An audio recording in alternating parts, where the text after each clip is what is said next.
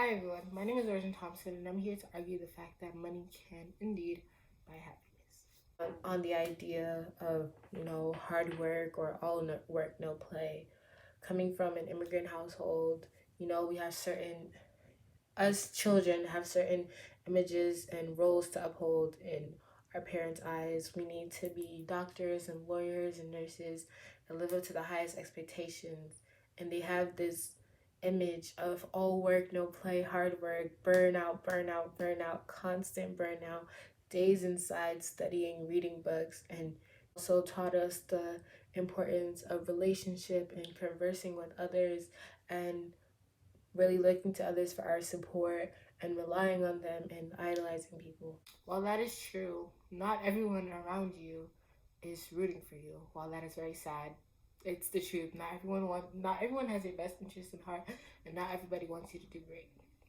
So, with that in mind, you should always take time for yourself. Stop focusing on the outside voices, and stop letting all these bickering and all the people influence, your interests, and make sure you take care of yourself. And I just want to let you guys know that self-care, sensible spending go hand in hand, leading to my main point that money can indeed buy happiness. So we're gonna start off with the basic question: how often do you really take this time for yourself? Like really, that could be something as simple as spending the day with yourself, reading, taking a bubble bath, literally, a mental health day, shopping even, just getting to know yourself, just really taking care of yourself. Nowadays, people are seeing the importance of, self-care because we're seeing the results, which is endless burnouts, mental health issues, and constant fire on fire with ourselves. Like, it's important to make sure you actually take some time and rejuvenate. The average American spends about 40 hours a week working. While that may not seem like a lot, all these hours add up to what I said, like coronary artery diseases, type 2 diabetes, and even some types of cancer. I would like to discuss how we as a working class could use our earnings to thrive both economically and emotionally. Many people rely on individuals for support. Like I said, I was brought to be one of them. I was always told to rely on people, come to people, go to them for help. While that is true, like I said, not everybody has your best interest at heart. So you can't really rely on people as much as you thought like you could. With that, I'll say, while relying on other people is not necessarily a bad thing, it's just that people are ultimately extremely unreliable. While that might not seem true in all cases, it is literally just a scientific fact. Like, people change their minds 1,000 times a day. Not always will they think of you while making a decision, and I am guilty of that myself. They will not always consult you and see how you're feeling about what they're doing. They will move however they want to move. They will do what they need to do to get by, to survive. That's just how we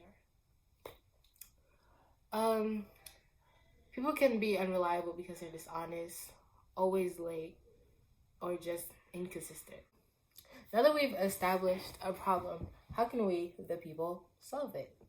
Money and hard work provide a foundation for the certainty that we so desperately need. As human beings, we all crave stability, which you'll hear about later on. We all crave stability and balance, and that's just literally just how we function. It's important to establish a routine that we follow on a day-to-day, just so we are able, it just gives us that sense of security, knowing what to do without us going over our limits or overexerting ourselves. Like, for example, we have babies. It's important for a newborn to establish a routine, i.e. eating every hour to every 2 hours as they grow, and so on and so forth, because it gives them something to depend on. It establishes a bond between the child and the mother, or the child and the parent, and it just helps them, it just gives them and us something to look forward to on a day-to-day. When it comes to uncertainty, people tend to react erratically and solely on emotion. It causes them to see threats everywhere they look, and it makes them feel more, well, it makes their senses more heightened. Some common symptoms or responses, some common responses to uncertainty would be stress, anxiety, forgetfulness, inability to focus, increased heart rates, appetite changes, sweating, restlessness, nausea, physical pain in the body, irritability, fatigue, a feeling of an overwhelming feeling, um, being out of control, or, I mean, being out of control, procrastination, and so on and so forth. So when it comes to that, we all need to stay grounded and focused, and that's where self-care comes into play. And we can use that however your self-care would be, whether it's spending time with yourself, like I said, getting to know yourself, reading, or that be retail therapy, healthy, whether that be vacationing in Poconos or Cancun, whatever floats your boat, really. We just need to remember that we need to stay grounded, and we need to prioritize our well-being over all the outside noise and trauma, for lack of a better word. If we don't take time for ourselves first, we will suffer. We will suffer. When you get on a plane, the first thing that they do before they take off, they play a video telling you about the safety precautions, where the exits are, the lifeboats, everything like that. And what they always say is put on your own oxygen mask before assisting others. That is a code I live by. I have to make sure, we as a people have to make sure to prioritize our health over others. I know that might seem selfish, but literally, we need to do that, because it's really impossible for you to help somebody without helping yourself. Therapists and the people who do this professionally, they go through years and years of training, learning how to regulate their emotions, how to prioritize themselves. Just, if you can't take anything from this, learn how to prioritize yourself. New research shows that cash is important in many ways. It helps people avoid the day-to-day hassles that cause stress. Practicing self-care does not mean choosing yourself over a loved one. It means that you're being mindful of your own needs, so you're better able to support the people you care about.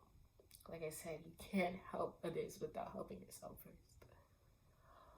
Make sure your own cup is full, like the cliche says, before pouring into others. When you take care of yourself and you're not stressed, you're better able to meet the needs of others around you. Prioritize your needs, guys. Above everything, if you're not taking anything from this, prioritize your needs.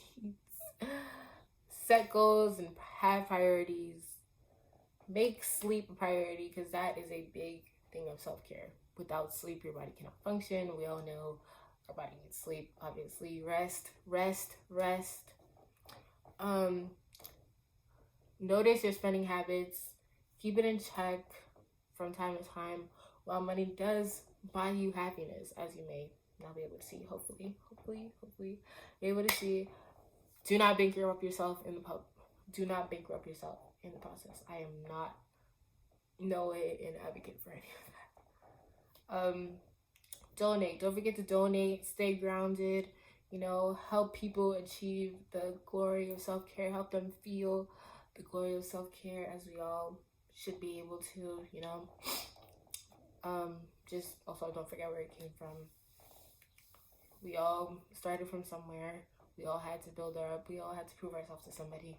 Just remember that once you're in the process of giving back, or if you ever think of giving back.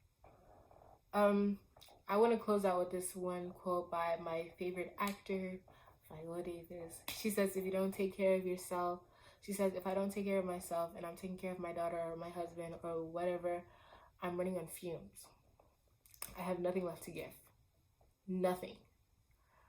But when I take time for myself, I can face life with a renewed vigor and a renewed passion. Well, Thank you guys so much for tuning in.